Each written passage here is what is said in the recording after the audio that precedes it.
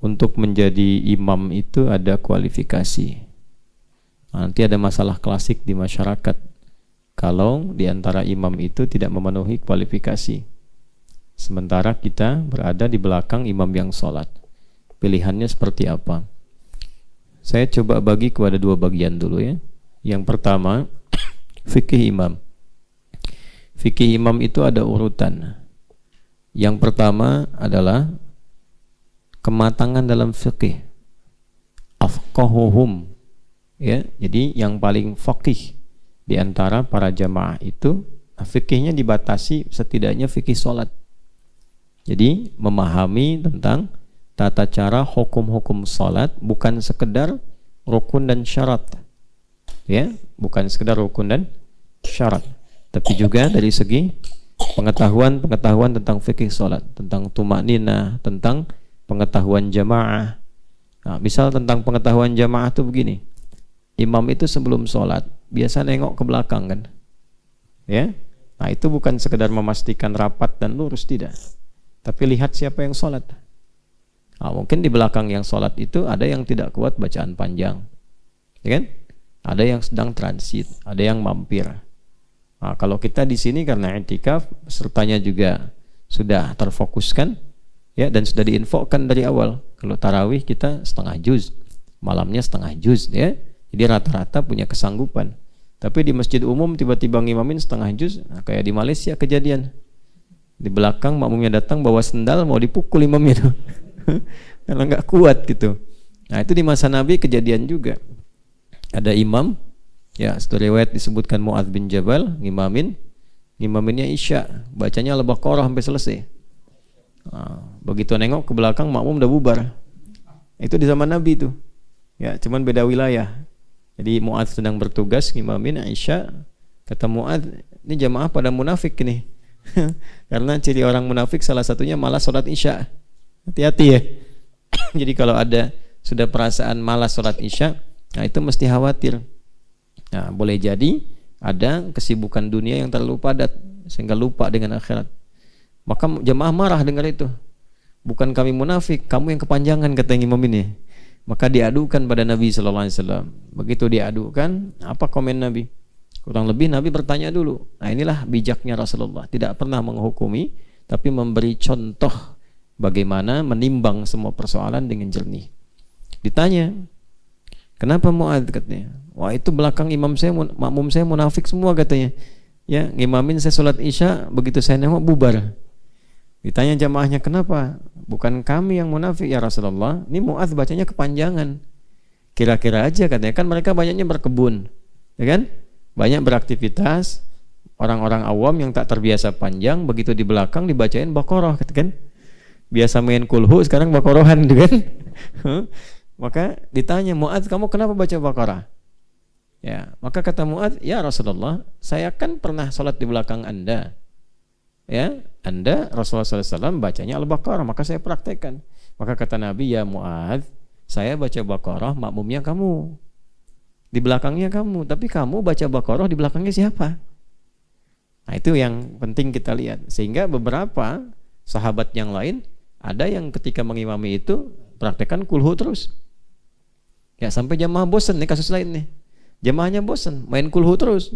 Ya, itu rakaat 1, rakaat 2 kulhu, 1 dan 2 kulhu terus begitu. Ya. Lalu diadukan pada Nabi. Begitu diadukan ditanya, "Kenapa kamu baca kulhu?" Nah, ini riwayat yang pernah kalau tarawih rakaat keduanya kulhu ya. Rakaat pertama misalnya baca surat apa, kedua kulhu, terus gitu. Itu ada sanadnya. Nah, maka ketika disampaikan demikian, maka dikonfirmasi, "Kenapa kamu baca kulhu?" Kata sahabatnya, "Ya Rasulullah, di dalam surat Al-Ikhlas itu terdapat semua sifat-sifat Allah, sedangkan saya senang dengan sifat Allah itu." Maka langsung mendapatkan hadis qudsi, ya, disampaikan, kata Nabi sallallahu alaihi wasallam, Allah mencintai engkau karena engkau mencintai sifat-sifatnya. Nah, itu sanad kulhu. Tapi jangan jadikan alasan untuk kulhu terus gitu ya, karena nanti ada surat-surat yang lain. Nah, jadi yang pertama yang harus dilakukan itu faqih, paham dengan jamaah. Yang kedua, paham fikih salat kaitan dengan tumakninah, ketenangan, ya. Selain yang kedua, selanjutnya setelah afqah itu aktsaruhum hifdzan, yang paling banyak hafalannya. Ya, supaya enggak banyak subhanallah di belakang.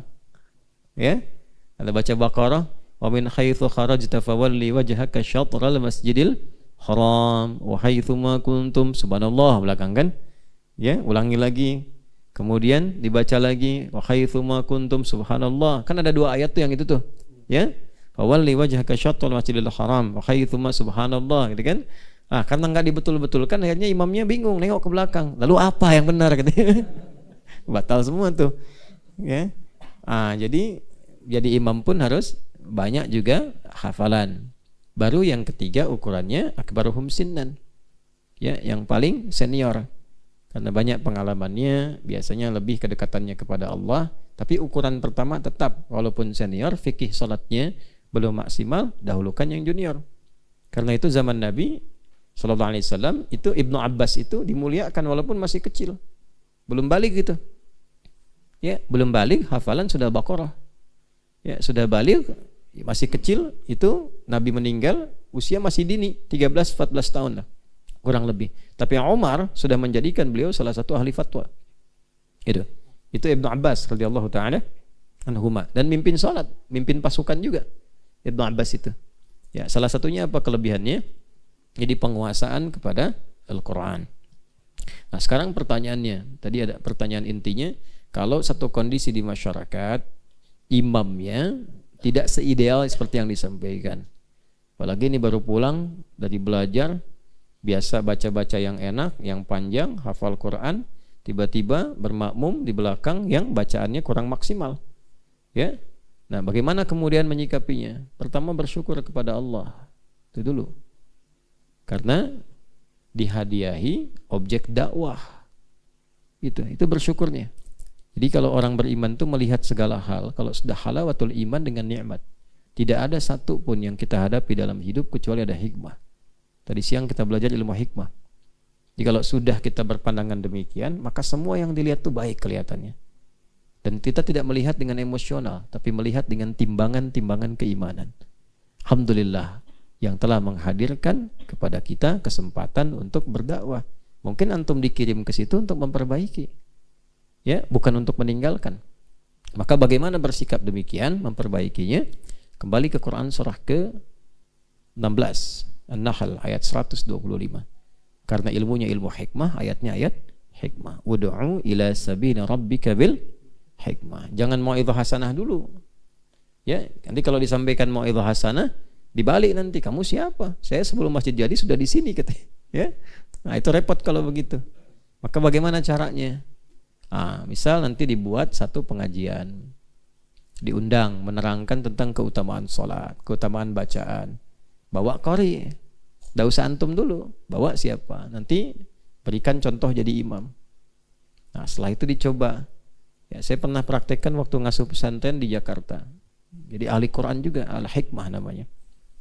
Nah, itu qadar Allah yang banyak di situ itu awal-awal itu para pejabat. Itu yang bangun masjidnya, kemudian support pesantren awalnya itu. Nah, karena menjabat di kantor ingin menjabat di masjid. Jadi imam di kantor ingin jadi imam di masjid. Nah, saya baru datang ke situ, pengen jadi imam. Dan listnya banyak juga itu. Bacaannya tidak ideal. Ya, sehingga saya sampaikan, bagus Pak. Pertama saya uji dulu, kenapa Bapak mau jadi imam? Ya, sementara bacaannya kan belum optimal. Justru ketika jadi imam itu bisa dibetulkan Ustaz di belakang. Saya bilang bagus Pak, bagus. Itu sesuatu yang tidak mudah mendapatkan nikmat pengen jadi imam. Ya, tapi daripada dibetulkan saat sholat, lebih baik begini, sebelum sholat apa yang mau Bapak baca, setorkan dulu sama santri. Supaya saat dibaca kesalahannya jadi minimal. Nah, sambil nanti nunggu setoran, saya imamin dulu. Nah, nanti saya gantian santri, Bapak tetap jadi imam, cuma imamnya zuhur dan asar. Tetap jadi imam, kita tidak menurunkan statusnya. Nah, biasanya kalau orang tinggi jangan turunkan statusnya, tetap imam. Jadi Bapak tetap imam sambil setoran, nanti yang maghrib, isya dan subuh saya gantian sama santri. Setelah nanti ayatnya Bapak lancar, bagus, langsung Bapak ambil posisi, pilih. Baiknya, sepakat tuh. Tetap imam zuhur sama asar, kan nggak bunyi ya, baik kan? Nah, tapi kita nggak turunkan statusnya. Jadi begitu maghribnya kita imami, udah merasa enak. isyaknya diimami, santri imami, subuh gantian. Nah begitu mereka sudah agak baik, saya sampaikan, Pak silahkan imami. Oh enggak lah, katanya itu aja bagus. Ya. Nah, jadi kesadaran itu kalau pakai ilmu hikmah tak harus langsung menyalahkan. Ya. Jadi yang pertama diambil sikap kalau memang dihadapi demikian tidak bisa langsung dibetulkan supaya tidak menghindari fitnah salat di belakang takriman di awqatus shalah. Lalu mengulang. Ya, lalu mengulang. Minimal fardunya aja. Ya, sunnahnya bisa kita kan bisa tempat lain misalnya atau di rumah. Nah, untuk fardunya teruskan.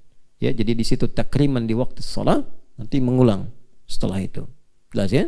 Nah, tapi jangan ditinggalkan masyarakatnya. Setelah itu buat satu sesi pengajian, ya seperti yang tadi disampaikan, dengan niat untuk berdakwah, untuk ibadah, bukan menyalahkan orang lain. Jadi ingat selalu begitu, fikih dakwah itu kuncinya bukan menyalahkan. Jadi kalau ada orang salah, itu kesempatan yang Allah berikan pada kita untuk menampilkan yang benar, bukan menyalahkan orangnya. Karena boleh jadi belum tahu. Nah, orang belum tahu itu diberitahu, bukan dipersalahkan. Jelas ya? Nah, itu inti yang paling dasar. Wallahu a'lam bishawab.